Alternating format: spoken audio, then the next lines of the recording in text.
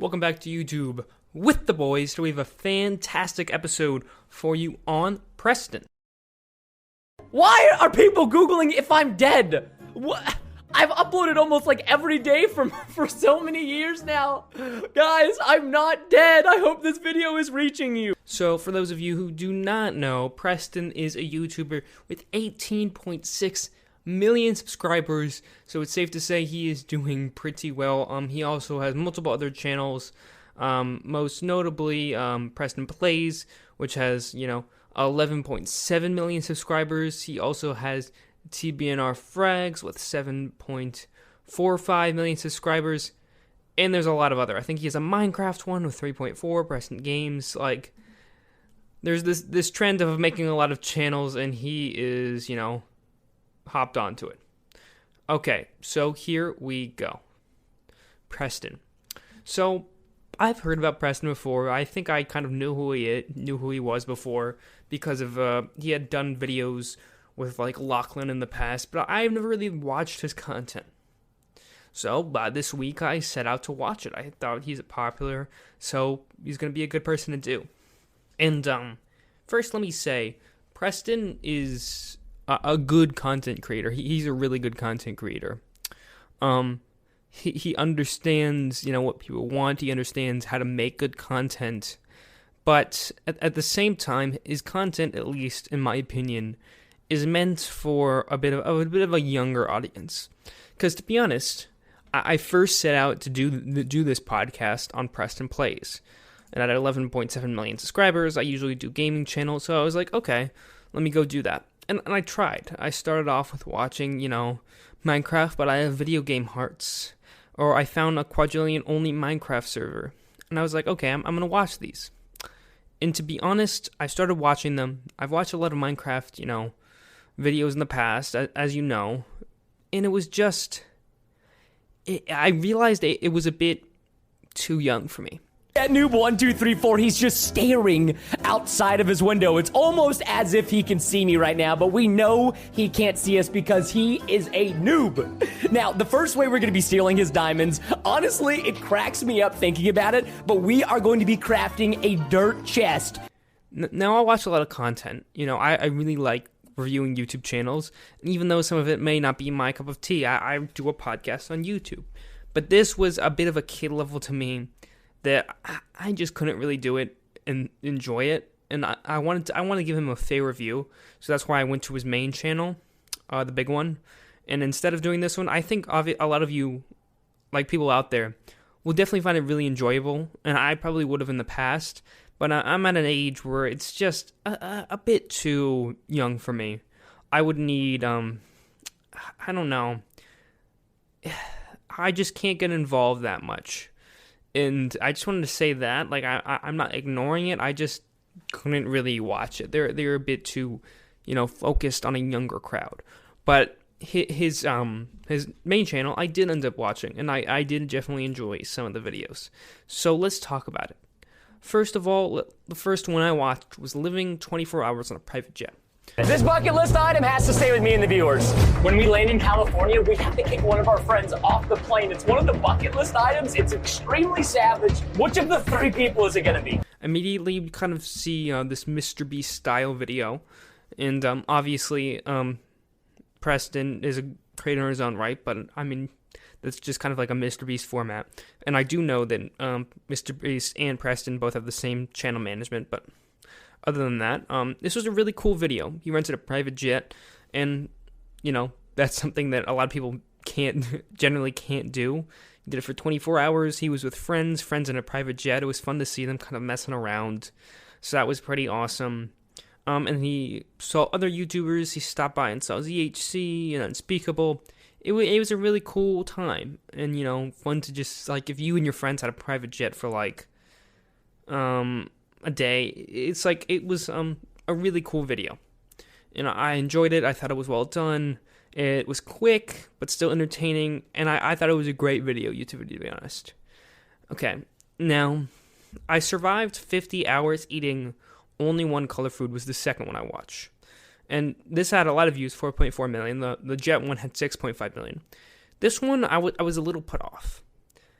Now, generally when you see someone doing a challenge like this, at least this is my opinion, I expect a Sidemen type video. And when the Sidemen do this, they vlog themselves throughout the whole day, and that's how it happens. But in this one, it was 8 minutes. So I was a bit confused going into it. And when I kind of realized it was more skit-like. Scott! Preston, your wife is dead. I may or may not have killed her. We need to settle this. Okay, we're just gonna move past that, I guess. This challenge has been going on for far too long. Yeah, I agree. Listen to me! You're making me drop my balls! Meet me on the bridge, in the trail, 1 versus 1. Whoever loses is eliminated! Preston would, get people out, quote unquote, by feeding them, a different colored food than they were supposed to eat, and that person would poof and disappear, and it ended with him attempting to get everybody out in 8-minute content. It was more of a skit, and it was definitely a bit jarring going into it. I think it's a good video, but I will say that the thumbnail and title were definitely misleading, and the lead up too, because they were started in a grocery store. But I could see how it would be enjoyable. I was definitely a little confused when it turned out into the skit type format. So I don't know how many of his videos are like that, because I couldn't really watch all of them, but it is what it is, and it was still good content. It was just misleading. Now, Unspeakable trapped me in 100 layers of ice, and that was 6 million views. My God, he is putting on a shock collar. Wait, what? Wait. Oh! I heard it! Let me turn it up a little bit. What did you do? Did you feel that one? What do you think? I need a backflip! This was a great video. I know I was maybe a little negative in his last one, but this one I really enjoyed. This is where Unspeakable, another YouTuber, basically kind of made this challenge for Preston, where it was almost like an escape room with an unspeakable theme from a bunch of his past videos. And this is kind of two friends messing around, and it was really cool challenges. Because what I appreciate a lot with YouTubers, and I think that something that MrBeast understands, is when you're able to scale up content, that's when it gets enjoyable. So when, Preston is doing these challenges, it's fun to see him try to escape through 100 layers of ice, or, through a bunch of Orbeez, or, I don't know, get tased. He had, one point, a shock dog collar on. It's fun to see that stuff because you wouldn't do it. And again, I think that's a lot of a trick to doing well on YouTube, by doing stuff that people don't normally do.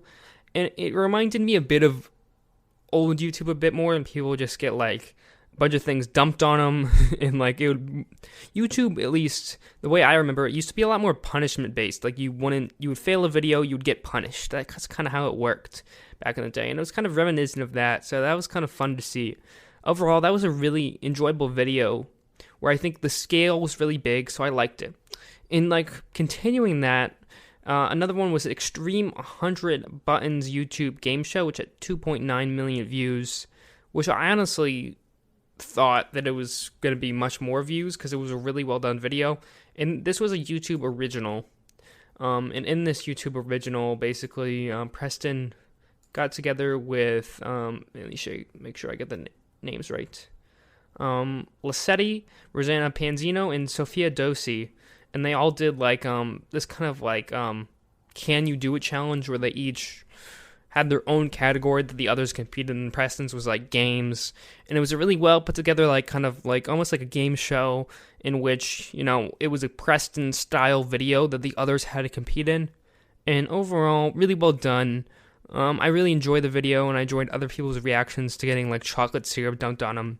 It was fun to see people kind of get out of their comfort zone. You wouldn't normally expect to see Rosanna Pins, in a video, get dumped chocolate syrup and whipped cream on her. Hey, Rosanna, go ahead and press that button. Okay. Come on, top or bottom, low or high, what you doing? No, I think you put up here for me. I like the high ones. The high ones are good. You're messing with me, so I'm gonna serious. go down low. What's that? chocolate sauce. Come on, we gotta turn Rosanna into a cupcake. It's just natural. I would say not that. I'm a ganache. Is it good at least? Yeah. Oh, this is so much fun. So yeah, that was a fun video. It was enjoyable. I thought it was well done. It was a 20-minute video, and you guys know how I feel about long videos, and I honestly stayed pretty entertained the whole time. So continuing on, at this point, I think I started going to his most popular videos, so I went like, that was just his most recent kind of ones I picked through there, and then I picked through the most popular ones, because I was like, okay, let's see how this is done. And now, what's a good one I watched? I ended up watching, one I watched kind of a while ago was I challenged an actual SWAT team to camo hide and seek, and I didn't watch this. I didn't watch this for this video. I had watched this before that, like before I had even gone out to study Preston. That was a good video. It was well done, kind of a MrBeast type title, challenging people to watch you. Hide and seek videos, although they seem kind of really simplistic, they're always fun to watch on YouTube. I don't know necessarily why that is, but it's always a good video. Having an actual SWAT team was fun. It had some stakes to it, and yeah, it was really enjoyable. What else? I continued, and I watched another one, which was 100 Layers of Steel versus Silk. Another great one where he's using his scale to, show, do things that people couldn't normally do. I don't know. I don't have 100 layers of silk, and I don't have a bunch of weapons to throw at it on a normal day basis. So when YouTubers are doing things that you can't normally do, that's enjoyable, as I said before. So before I keep going on and listing videos that I watched, I think it's time for some overall takeaways. Preston. Videos are usually of a very high production quality and very well done. He's funny because it allows him, he does things where the scale is higher than you can do, like that people aren't going to do on a normal basis, as well as, he's not afraid to get messy, which I think on a bigger YouTuber, that's kind of fun to see. Of course, you have people who have less subscribers that will do anything for views, but with Preston at such a high level, still, seeing him get down and dirty was really fun. Editing, very well done, as well as that. He is definitely, at least in my opinion, geared to a younger audience. And if you are that younger audience, I assume you'll have a very good time. But at least, in my opinion, if you're like my age, you're not going to be able to watch every video. There's going to be a few that you're going to be like, okay, this is a little too young for me, but there are going to be others where you're like, okay, I can watch this as an enjoyable video. So it's probably hit or miss if you're like my age. Thumbnails are really good. He has his family involved, which is sometimes it's fun, but sometimes I felt like his family was a bit of like acty, if that makes sense. Like, you could tell they were over-exaggerating everything, but they may have been taught to do that, and that just may be, evident on a younger-themed channel. Unspeakable, I really like the videos that Unspeakable was in, so I want to shout out Unspeakable. I think he was always fun. Gaming channel, again, kind of younger. Thumbnails and titles, it looks like Preston does pretty well. There was that one that was misleading, but it looks like he knows how to make thumbnails and titles really accurately. I love how enthusiastic he was in every video.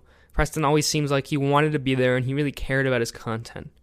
And I appreciate that, because you can tell when some people are unenthused by, like, they're not really into their content, but Preston always seemed like he was putting like 110% effort into every single little take and video, and I thought that was really cool. Basically, the overall takeaway I get from Preston's channel, he seems to be a MrBeast kind of geared to younger people. That's how I would describe him. He also gave me like Team Edge vibes, if any of you know Team Edge. Even from the intro you can tell they are similar. Today, we're gonna find out which one of these majumbos can dangle from this Tower of Doom and not die on the spikes. We're adding all the teams' times up at the end, and the team with the least cumulative time is the winner for this video. But yeah, MrBeast geared toward a younger audience is how I would describe him, and I think he does it really well, and he is good at what he does. I just do not think I'm his target audience. So that's what I would say. And his merch seems really cool, but it looks very similar to the Miami Heat logo. And I couldn't help but just noticing that. So yeah, that's what I would say. Cool channel, pretty awesome. Yeah. Now, another thing I want to talk about, while, we are at the beginning of the new year, is kind of a YouTube trope that I have a bit of a problem with. But before we get into that, I just want to say congratulations to Technoblade for hitting that 10 million subscribers in time. I thought that was really cool. And yeah, I thought that was pretty awesome. That, Technoblade got there to hit that 10 million subscribers. I don't know if any of you did subscribe because of what I said. I assumed a lot of you were already subscribed, but if you did, thank you for that. And just hats off to him. But moving on, a YouTube trope that I have a problem with. Best of blank 2021. I just hate best of the end of the year videos. And now you'd be like, Mac, this is pretty obvious. You usually hate longer videos. Of course you're going to hate best of the end of the year videos. But I just don't think there's that much of a point of them. And I know they get a lot of views and stuff like that. But they just feel so tired to me. Like, I enjoy TommyInnit's content. I think he's a great creator. But 2 hours and 9 minutes of TommyInnit 2021? Just binge his videos again. Like, I know there are some funny moments, but I would much rather a really, really well put together, like, TommyInnit Out of Context 2021, which is 20 minutes long, over a 2-hour video. Because at that point, I'm just like, just go to his most popular of the year and binge those videos. I just find it, I don't know, I find it kind of ridiculous when people produce such, like, kind of these long content of 2021, and I'm just like, I just don't find them entertaining. I find the pacing off. I find the editing, it's hard, like, it switches vibes constantly and stuff like that. Like, I can feel like I can never really get into the video because it is just constantly, changing, like, pace. Every time I, think something's funny, then it changes and I have to get, readjusted to the new moment. I think the best of moments are really funny. Like, when a sitcom, does the best of, kind of the bottle episode, I think it's called. Bottle episode is something totally different. My bad. When they, flash back on, funny moments from the seasons, I really enjoyed that. I would almost rather, a sitcom style best of episode where they maybe flash on their flash to their personal favorite moments from the year. If TommyInnit was just sitting down oh, my favorite video was when blank happened, or all those times when Schlatt came in and it would flash to a bunch of Schlatt moments. But normally I just think they're so unorganized, and I know the amount of time it would take to organize these. But I just feel like sometimes they're so unorganized that they're really hard to watch. And I don't know if, any of you feel the same about that, but I just would rather more organized. So instead of compiling all of this content into such a long video, do less content in a more organized fashion. And even if the video is 40 minutes, 30 minutes, if it's more organized, I think it's going to be much more enjoyable. And I'm not just picking on TommyInnit, Wilbur did this too, SwaggerSouls did this, all creators who I really appreciate, but it's just, I just wish it was a bit more, consolidated is the word I'm looking for. So it's not just the Minecrafters, a bunch of people do this, And I just don't think, I never enjoy them. Maybe you guys do. But yeah. I would rather, like, kind of, I think Jacksepticeye did a more of like a talking style where he just talked for 40 minutes. And I almost want that and the long videos combined. I think that would make a really cool kind of review of the year. And I know the editing that must take. I know that must be insane. But I honestly think that would be pretty cool. In other news, I'm not going to save this till next time because I think it's pretty quick news, even though it's important. EMIRU joined OTK. We talked about OTK and Mizkif a bit last time. So I thought I would just say it. I've been expecting it for a while. I mean, EMIRU has been, is living in like that kind of OTK house and has been hanging out with Mizkif and has been in a lot of his videos. So I wasn't like flabbergasted when that happened. But it is cool to see OTK gaining a lot of ground, and that they have Schlatt, EMIRU, Seer, Mizkif, S-Fan, a lot of different cool creators. And I do love when new groups start to form. I'm a big fan of group channels when they're successful. So yeah, I think that is pretty awesome to see. To just see another channel on the ground. Some other news that, we may or may not get into next week. I haven't officially decided what I'm going to do. But Anthony Padilla did I Spent a Day with Ranboo. Quackity released his George Not Found vlog, both of them which I haven't had time to watch yet. But those are pretty big moments. And yeah, I think that's the majority of what I was going to talk about. So yeah, thank you guys for, the opportunity to, come back strong in the new year. I really appreciate all your support. Let's get into some reviews. So here is a review from Cat, Cheetah, Lion, Tiger. Okay, Sam was wondering if I could add more guests or laughs and maybe some things outside of YouTube. So Sam, I am totally with you on the guests and laughs. I'm always trying to do that. I'm always trying to, increase how funny this podcast is. It is analytical in some sense. I do want some guests. I just want to make it like good guests, and it's hard for someone as small as me to get there. Now, maybe things outside of YouTube. I don't know specifically what you're talking about. If you're talking about Twitch, then yeah. Of course, I love Twitch creators too, and I'm fine doing like that. But I do want to let you know the podcast is named YouTube with the Boys, so there is going to be a bit of a YouTube focus. Now, if you like that, you can stay. If you don't, you can leave, or if you just want to tune in every now and then. But that's kind of the point of the podcast. But I will try to get more guests and laughs for you. Now, let's see if we have any views for our international. Thank you to Minty Axolotl.